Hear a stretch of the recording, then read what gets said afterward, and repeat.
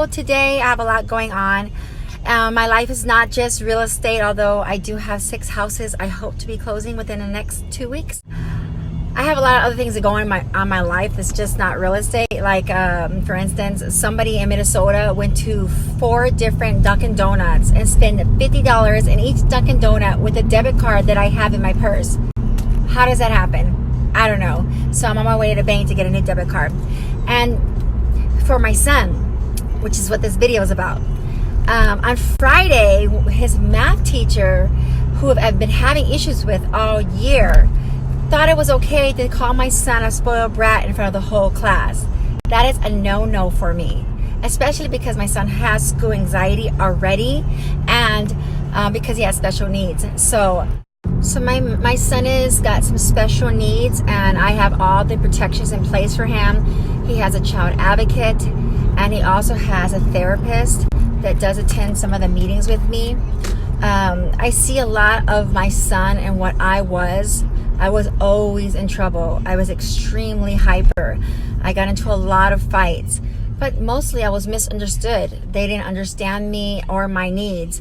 I'm a leader, and it was hard for me to follow certain rules or for people to tell me I could not do something, because I always had the belief that I can do anything. And so if I lived in today's society and I was in school right now, I would probably be one of the ones that was sent to jail or juvenile detention, because that's how bad I was when I was younger. But as an adult, I mean, I've never been in trouble. I've never been to jail. I've never did anything wrong. So I feel really bad for the kids that are like me in today's world, because if those children do not have a parent who's actively involved in their life like I am with my son, then those kids are probably getting suspended a lot, or putting in detention, or being labeled as bad kids, and they're not. They're just not channeling that energy that these kids have and the way that needs to be channeled. I am a special kind of person. I literally am involved in my son's life.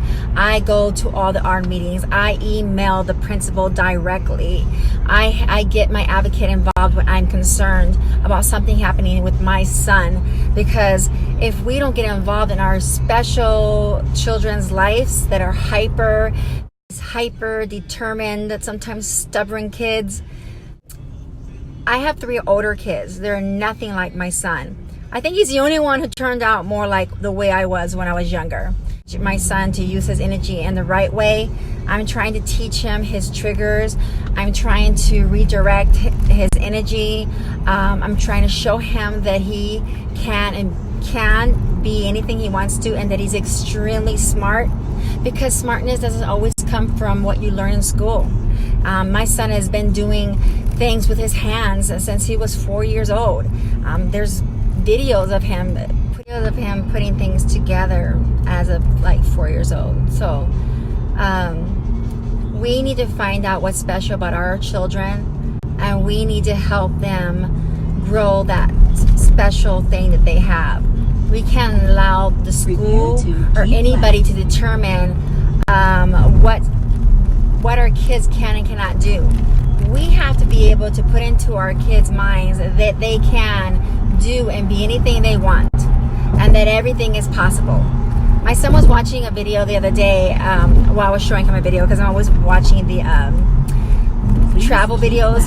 I just love the water areas, and he's like, oh God, they're so lucky, man. They get to travel and see all these different areas and these unique places. And I was like, you can do it too. There's nothing stopping you from being able to travel and do the things these people are doing. You're just gonna have to find a way. So I think it's important to always let your kids know that everything is possible. You know, as we go through life and experience different things and experience different failures, convince ourselves that there's things that we cannot do, and that we won't be successful at it. But that's us talking to ourselves, and that is extremely destructive. Move to the right. Don't install that in your kids. Let them believe that anything is possible.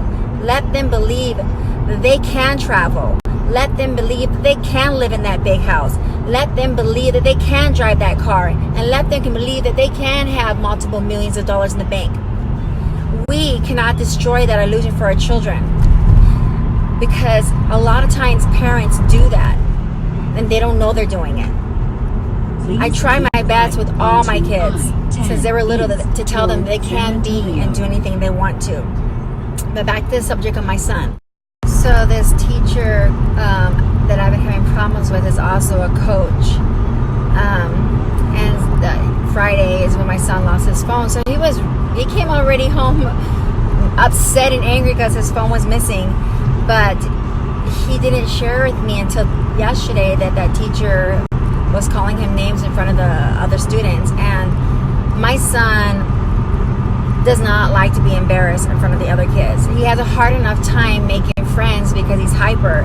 And for a teacher to do that in front of other students is not acceptable. So yes, I am advocating for him because this is what we have to do as parents. I have the principal on it. They're going to have a talk with this teacher, and I have him not going to that class. We have to listen to our kids. We have to know when there's a teacher that's not acting appropriately, that's bullying them. And you need to make sure that they feel safe in that school and be extremely involved. Human beings are human. Teachers are human, and not all of them are good people. So you have to advocate for them, especially your child who's hyper, that will fall into a category as a bad child where they're not a bad child. You got to advocate. I don't care how busy you are. I don't care how many kids you have. If you have a child, they don't give them a lot of opportunities. One mistake and they're on probation. Now, if you're advocating for them and you're there and you have them the right programs and stuff, then that's not going to happen. And then they have an opportunity to live a regular life and not be in trouble. I'm telling you right now, if I lived in today's society, I would probably be in jail because I would have been labeled a bad kid. Back then, they gave us paddles. I remember the love paddle. The love paddle loved me. I was always getting the love paddle. I truly prefer the school dealing with our children's issues and not the police station, but unfortunately things have changed. And now is more important than ever that you advocate for your children. Make sure they're in the programs they need to be in so you can protect them. They deserve a future. Not all these kids are bad kids. Some of these kids are just hyper kids, determined kids, leadership kids. And if they don't have the people that are guiding them correctly, they're going to end up in trouble. And once a kid's in jail, then they're already mentally thinking they're a bad kid and they belong in that place. Our mindset is so important. Our mindset starts when we are young. And if you have a special need kid that's hyper, I'm asking you to advocate for them, because it's heartbreaking to think that there are so many kids in juvenile detention or in jail that should have never been there, but they didn't have somebody fighting for them. I'm fighting for my son. He's a great kid. He's a good kid. He's hyper. He's a leader. And I'm not going to tell him he can't be that person. He's going to be just fine because I'm just fine. Hey, I'm back now. Right now I'm holding my phone because I was emotional. Thank God that person got here when I was looking at this house, because that subject really gets me at heart, because I just imagine where would I be if I was in today's world, because I was such a bad kid and I was such a good person, I think, right now. I'm at the school now. Wish me luck. Most kids that are hyper turn out like me. I am successful. I work very hard. I fall down, I get back up. I'm extremely hyper, I'm extremely motivated, and I'm going to get what I want. So, of course, I don't want to change that mindset in my son, but I will talk to this teacher and help him understand him. So I'm here with my Leo. The meeting went well. I think we're going to be okay and get to the last 20 days of school. It's so important that you sit down with the principal, the teachers. I don't care how old your kids are. You have to advocate for them until they graduate from high school. So, anyways, I gotta say goodbye today. I hope that this was an educational video on mostly how to deal with your child who's special needs and hyper. Have a great day.